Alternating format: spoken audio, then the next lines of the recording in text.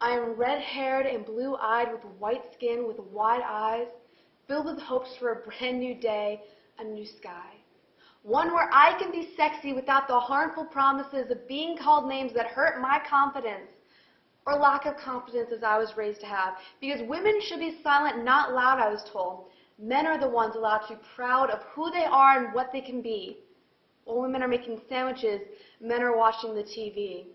Or at least that's how it was in my home, so I would escape from all the testosterone to my father's car that was waiting for me, so he could preach to me all about Christianity. Love thy neighbor, he would say to me, while expressing his hate of homosexuality.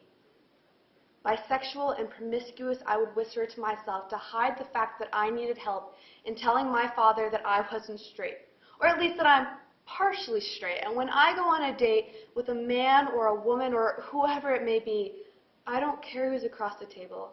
I just want them to like me for me.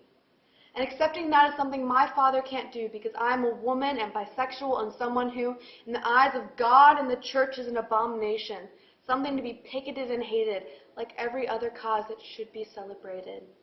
I couldn't express my strain for liberty, diversity, and equality, for all these different sexualities, for my life not to be defined by what color my skin is, even though it's white. Some are shocked that I say this, but did you know that all whites are racist? And suddenly the minorities have become the racist majority on their destruction of white supremacy. I tried to talk to my mom because she would understand why my father hated gays and why I was born this way. But she couldn't say anything because women should be silent, not heard, so silent she did remain. But instead of becoming silent too, I ran away to a boarding school across the country where I yearned for more liberty, only to find that not only was there little diversity, but hardly any equality.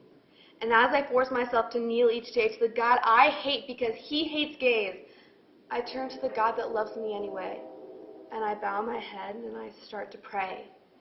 Bisexual and promiscuous, I have learned to say, for this small white girl who wants equality for all sorts of people in all sorts of ways, whether it be religion or sexuality, or what color your skin is, or your eyes or your hair, no matter how much you weigh or what clothes you wear.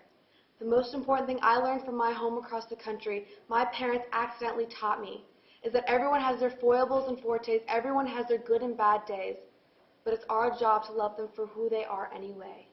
Take in their race, sex, and religion. Let who they love not alter your opinion, because everyone is different in their own special way.